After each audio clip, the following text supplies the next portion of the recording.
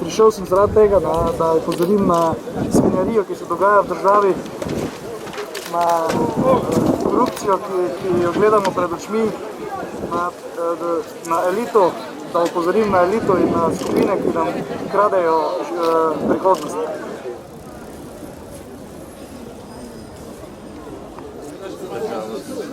Ja, morate še odzadnji, gospod, slikati. Odzadnji morate slikati. Ja.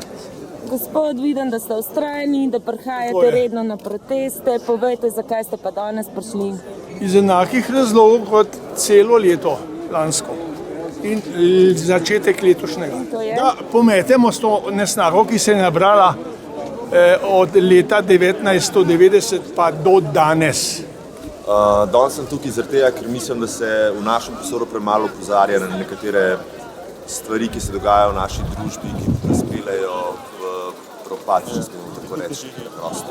Zaradi tega, ker bi se morali govoriti o problemih, katere imamo bodisi v zdravstvu, bodisi v ekonomiji in izpostavljati ljudi, kateri so pripeljali nas do teh točk, ne pa jim zaupati vodenje države še. Ja, glej, se je ljudstvo zbralo v dovolj velikem številu, je odnesel vlado Janeza Janše, kar je bilo v tistem trenutku tudi eden izmed glavnih dejavnikov, ki je privedel ljudi na ulice, tako da ne podcenjevati moči ljudstva. To pa, da so ljudje postali zdaj rahlo apatični, zaradi tega, ker se ob določenih zgodbah, katere so pa pomembnejše od Janeza Janše, katere škodujejo veliko bolj kot on v danem trenutku, ker se pa ljudje ne zavedajo teh težav, pa ne pomeni, da ljudstvo še ni reklo svoje zadnje besede. Mi smo tukaj zato, da opozorimo na to, da ljudje ne pozabijo in da se zavedajo, da so problemi, katere moramo reševati in nagovarjati. Danes imamo shod proti sistemski korupciji. Korupciji, ki ni prisotna samo v eni sferi, korupciji, ki je že 20 let prisotna v celotni politični sferi, ker politika je tista, ki si državo vse bolj prisvaja in jo nam od državljanov oddvaja.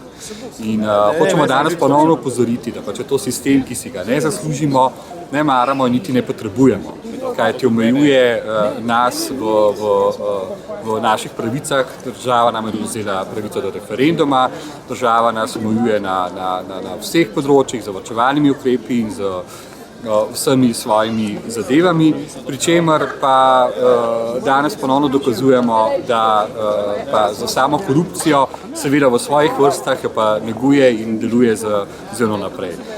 Če obrnemo samo čas nazaj, pred letom dni je Komisija za boj proti korupciji zbrala toliko moči, da je izdala 2 odločbe in javnost prstom pokazala na 2 posameznika. Čez približno pol leta je morala zaradi politične nemoči sama odstopiti. Mislim, da je to dovolj močen dokaz, da ta sistemska korupcija obstaja in da je zelo močna. In da je zelo močna, tako kot je močna tudi politika, ki ima očitno svoj vpliv povsod. Komisija po svojem odstopu pokazala oziroma pač napisala 15 tez, tako da nam je popolnoma urisan okviren sistem, kako so stvari razpredene. Sedaj pa seveda na nam, da na vlado in na politiko še enkrat upozorimo, da teh njihovih 15 tez sprejme, jih akceptira. Lahko vam direktno bom rekel, kaj to pomeni. Povejte, kdo je nataknjen? Vsi trije, ki bi mogli biti nataknjeni, pa odstopiti bi mogli biti ali celo kazensko pregonjeni v zapor. Pa vseeno, tisti, ki se doma mogoče sprašujejo, kdo so ti trije, nam lahko poveste. Da se piše. Če jaz to javno izrazim, lahko odgovarjam, zato sem to dal v poduk. Tisti, ki je inteligenten, bo to zastopil. Javno mu ne smem reči, ker lahko odgovarjam, čeprav on ne bi odgovarjal za tiste milijone, ki jih je ukradil za denar, z orožjem in tako naprej. Vseeno povejte, menite, da se lahko s takimi protesti tukaj na ulici kaj zgodi? Glede na to, da naši politiki se večkrat obnašajo zelo nonšalantno do teh pozivov. Slovenski narod se meni zdi toliko indiferenten, toliko nezbrižen drug do drugega, se mi zdi, da dokaj bomo taki, ne bomo nič dosegli. Današnji shod je shod soočenja, na katerem želimo opozoriti na problematiko sistemske korupcije v naši državi ter izraziti podporo zahtevanim ukrepom protikorupcijske komisije za boj proti korupciji. KPK je v izčrpnem javnem pismu 3.12.2013 navedla 15 potrebnih ukrepov za boj proti korupciji v Republiki Sloveniji in jih naslovila na vse nas. Današnji shod soočenja je shod podpore zahtevam iniciative zdravnikov, 13 zahtev, ki jih tudi sami podpiramo, saj se nanašajo na obračun s korupcijo v zdravstvenem sistemu in na začetek reforme javnega zdravstvenega sistema v Republiki Sloveniji. Na shodu za ohranitev javnega zdravstva 25.6.2013 so bile podane zahteve po reformnih spremembah in obračunu s korupcijo v javnem zdravstvu. Le-te pa niso niti približno uresničene. Čeprav so trenutne akcije posebne skupine organov pregona NPU morebiten pokazatelj politične volje oblastnikov do obračuna s korupcijo in neznaten premik od vztrajnega sprenevedanja in zanikanja obstoja sistemske korupcije v vseh sferah naše družbe. Glavni namen tokratnega shoda soočanja s korupcijo je, da poleg podpore tudi mi, narod, strnemo zahteve z ultimatom vladi Republike Slovenije, da do 31.3.2014 pripravi natančne ukrepe in zakonske spremembe ter jih predstavi širši javnosti. Pa sej, menda živimo v demokraciji in imamo svobodo govora. Zato že 2 leti kričimo o korupciji in nepotizmu, o kraja državnega premoženja, goljufijah, lažeh, mahamo z dokazi, koga celo zaprejo, koga celo obsodijo. In kaj se od vsega tega reši? Nič. Skorumpiranci še vedno vladajo, očitno dokazujejo, da so nedotakljivi. V javnem sektorju se dogaja reorganizacija v obliki odpuščanj ali šikaniranj in izvajanje mobinga edino in samo sposobnim, marljivim ljudem. Medtem ko nesposobni, ki so prišli do pozicij zgolj in samo preko nepotizma, ostajajo trdno zasidrani in popolnoma nedotakljivi.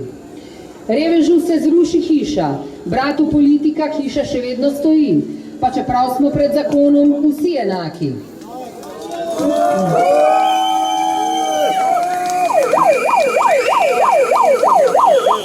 Propade in razproda se vse naše bisere, vodilni si izplačajo odpravnine in prestopijo v drugo vodilno službo.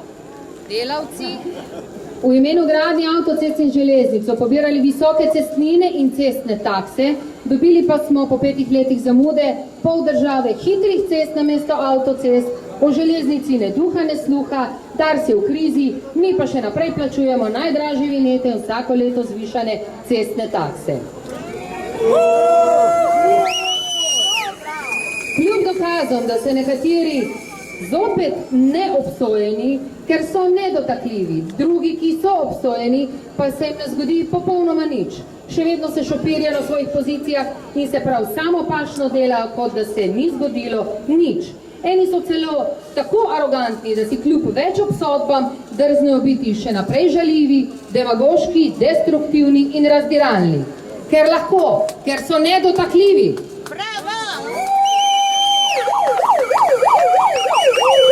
Tisti, ki so sedaj celo zaprti, pa lepo zopet živijo na naš račun.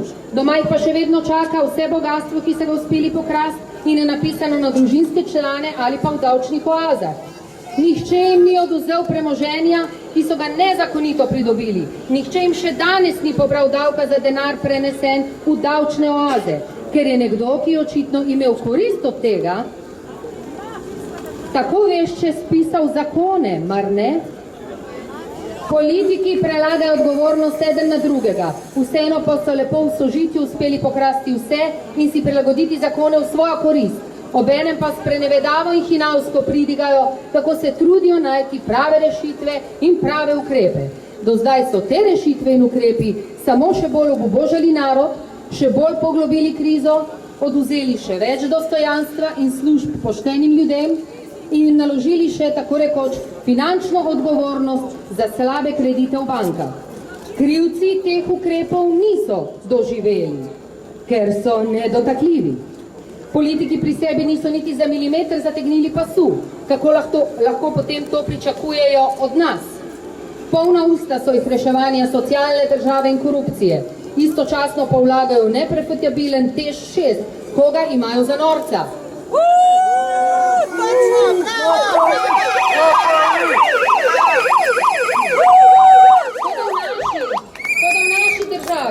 Vodilni ne zmorejo več nekoruptivno razmišljati in ob vsaki res dobri rešitvi strokovnjakov uberejo ravno nasprotno pot.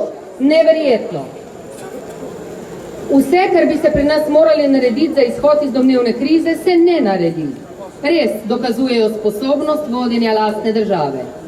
Toliko gorja narediti, tolikim ljudem oduzeti osnovne človekove pravice in dostojanstvo, mladim oduzeti prihodnost, vse to za lastne koristi in pohlep. To so dejanja brez primere, brez morale in etike, brez sočutja in vesti. In še vedno so nedotakljivi. A morali bi jih biti sram, ne tiste, ki so lačni, pač pa tiste, ki so to zakrivili sočloveku.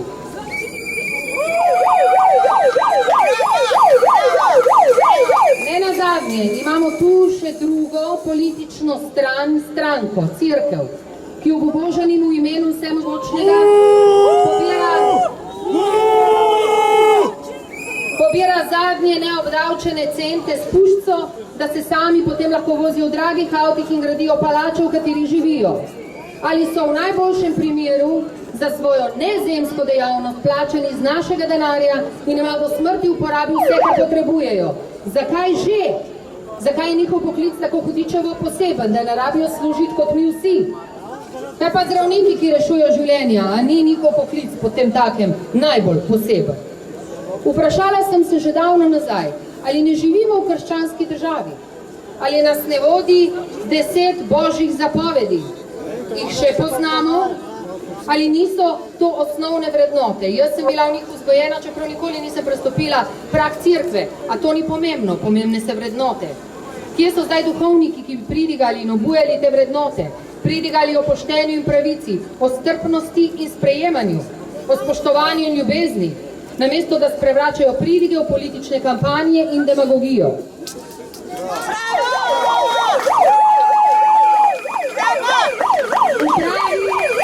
V pravi demokratični državi, s pravo politično kulturo, moralo in etiko, bi politiki, ki so mu ugotovili kakršnokoli korupcijo in podobno, sam častno odstopil in s tem pokazal pravo držo, dostojanstvo in spoštovanje in s tem vsaj malo vrnil ugled politiki. To se po svetu tudi dogaja in če ne odide sam, ga najmanjši protest lahko v to prisili. Mi smo na prvem mestu po korupciji, prvi po obdavčitvah, pred nami je samo Skandinavija, ki jo ne štejemo naš standard. Pa ni še nihče odstopil, ker jim ni treba, saj so nedotakljivi. Je pa zato odstopila protikorupcijska komisija. In zakaj so tako nedotakljivi? Zato, ker lahko. Zato, ker jim pustimo. Koliko nas je danes tukaj? Koliko? Pa ni mogoče, da nas je samo toliko v Sloveniji nezadovoljni. Kje so vsi tisti brezposelni, lačni, razžaljeni, poniženi? Kje so vsi, ki drvijo proti temu? Jaz od politikov seveda ne pričakujem nobenih rešitev, nič dobrega in nisem več nad njimi zgrožena. Razočarana sem pa nad ljudmi, ki se še vedno niso pripravljeni boriti za svoje pravice in za svojo prihodnost. In vsak dan sem bolj osupla, kaj vse so ljudje pripravljeni prenašati in prenesti na svoja ramena. In namesto, da bi spreminjali in ne samo prenašali. In če se zdaj seveda spomnim našega aktualnega Cankarja, ki je rekel, vsak mora najprej zaživeti kot posameznik. Nehati se moramo obnašati kot krdelo ovac in šele takrat bomo zares zaživeli.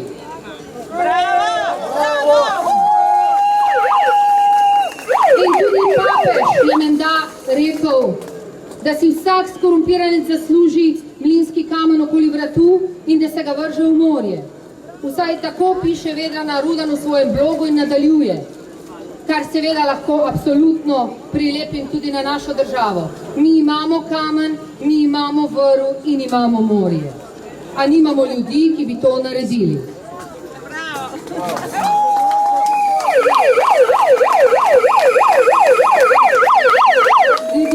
Ljudje česa se vendar bojite?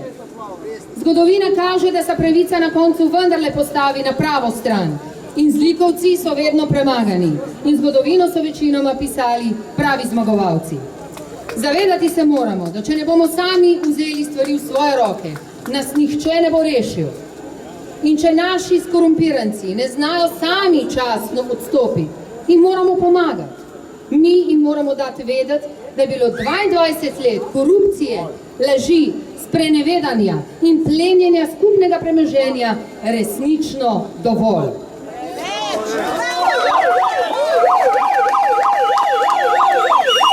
Dokazali smo že, da smo lahko zmagovalci. Dokazali smo, da smo lahko solidarni.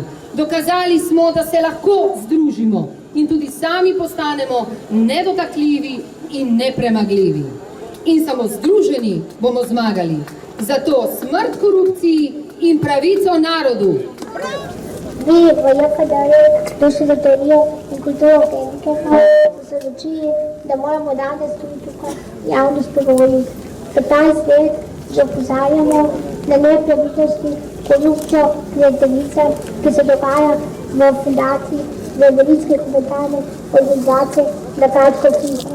To je invalidski denar, na leto ga je povprečno 22 milijonov. To ni mači kača. Ta denar ne gre v proračun Republike Slovenije in zato je še lažji plenilcev, invalidskih funkcionarjev in drugih karieristov na račun uporabnikov, na račun ljudi, ki res potrebujejo storitev. Mi smo se praktično vrnili, da vse institucije v tej državi ne enkrat, tisočkrat pošiljamo dopise in dokaze in video material in tako naprej na predsednike republike, na vlado, na varuhinjo človekov pravic oziroma vsakokratnega varuha, državni zbor, se pogovarjamo s poslanskimi skupinami, vsi celo prikimavajo, da imamo prav, nobene nič ne reki.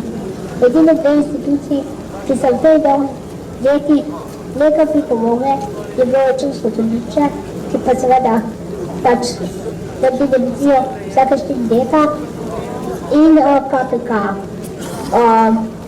Res obupali smo, pomišljali, da moramo za osnovne naše človekove pravice se toliko približevati in prositi dobrodelništvo, ko pa imamo v tej državi namenski javni denar, iz katerega se potem kupujejo hoteli, skladišča, počitniški domovi, apartmaji in tako naprej.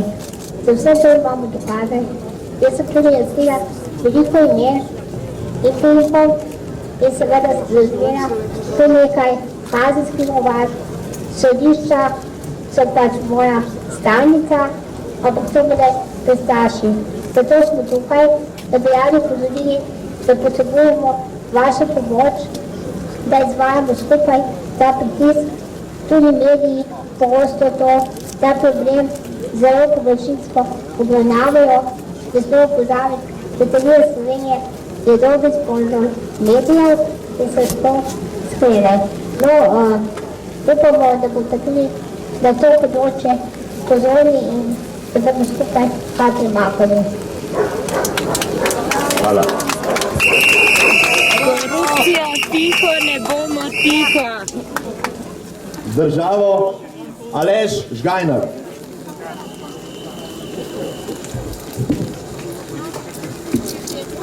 Lepo pozdravljeni. Potegnili smo voz z blata, z velikimi mukami, ampak smo ga. Podobno je pri nas. Živimo v čudoviti državi, v srcu Evrope, imamo bogato kulturno in naravno dediščino, ponašamo se z različnostjo in raznolikostjo, nismo prenaseljeni. Moramo bi nam iti dobro, če ne že izvrstno. Kje je šlo narobe? Zakaj tu pred vami stojim brezposeln, reven in oblečen v svinjo? Zato, ker nisem zadovoljen z vodenjem države, ker se kot mlad in sposoben človek v državi počutim odveč. Ker imam občutek, da ljudje na položajih nimajo idej, nimajo načrta, nimajo vizije. Obnašajo se isto kot svinje v hlevu. svojimi rilci rinejo po stvareh, ki se jih ne tičejo, tacajo po dreku in se valjajo po tleh. Človek jim je zanimiv zgolj takrat, ko jim polni korito. Pa še takrat se ne znajo disciplinirati, ampak nastajajo in se prerivajo, katera svinja bo prej dobila svojo porcijo. Uradniki ne opravljajo svojega dela. Realnega stanja v državi niti ne poznajo, ker se ne upajo priznati, kako slabo nam v resnici gre. Na takšen način se ne more spremeniti nič. S takšnim delom smo samo ustvarili ugodne pogoje za pokvarjence, ki situacijo izkoriščajo in se bogatijo na račun drugih, tistih, ki delajo in pošteno živijo. Dovolj imamo tega. Voz je globoko v blatu, potegniti ga je treba ven, ampak ne svinjami, ki bodo v breme, temveč tistimi, ki bodo pomagale in vlekle, prinesle srečo. Vodenje države morajo prevzeti ljudje z veliko začetnico, obrazi, ki niso vpeti v umazane zgodbe, ki so na politični sceni že 20 let in več. Tisti, ki jih ni sram ljudem odkrito pogledati v oči in jim povedati resnice, ki bodo sposobni načrtovati prihodnost, ki bodo imeli odgovore na kdaj, kaj, kako in zakaj. Tisti voditelji, ki so pred, ne nad množico, ki bodo znali sami preceniti, kdaj državljani rabijo pomoč in podporo in kdaj rabijo čas in mir, da lahko razvijajo svoje potenciale in postanejo pomemben člen skupnosti, plačujejo davke, ustvarjajo, kupujejo stanovanja in živijo dostojna življenja. Shodi, protesti, vstaje so do sedaj prinesli nekaj pozitivnih posledic, ampak vseeno premalo, da bi lahko normalno zaživeli. Preveč državljanov živi pod pragom revščine, preveč ljudi mora vsak dan sklepati gnile kompromise, da lahko preživi, preveč ljudi je še vedno sklonjenih glav in vdanih v usodo. Rabimo ukrepe, ki bodo podprti z dejanji, rabimo učinkovito birokracijo, ki bo državljanom pomagala in pustila dihati obenem, rabimo nadzor, ki bo znal poiskati kršitve in odgovorne za njih. In navsezadnje rabimo sodišča, ki bodo kaznovala tiste, ki si to zaslužijo. Predvsem pa rabimo iskrenost in poštenje. Da si iskreno priznamo, v kakšnem globokem dreku smo in da se skušamo s poštenjem in skupnimi močmi potegniti iz njega. Hvala. Eni bodo rekli, da nas je malo, da bi nas v uporu vse pobralo. Pa to ni res. Nikoli ne dvomiti v to, da samo v bistvu majhna skupina ljudi lahko spremeni ta svet. In mi smo ta majhna skupina. Vsi, ko pridete domov, razširjati besede govorcev, povedati drugim, zakaj se gre. In naslednjič, ko se zberemo spet. Zakaj? Zaradi tega, ker nam ne bo nikoli vseeno. Zaradi tega, ker mi nismo bilke, ki potočijo vene. Ne, če bojo teli srali po nas, da bo drek padel na mest dežja, bomo sem prišli stali in jim povedali, da vemo, kaj delajo in da ne bomo dolgo trpeli vsega tega.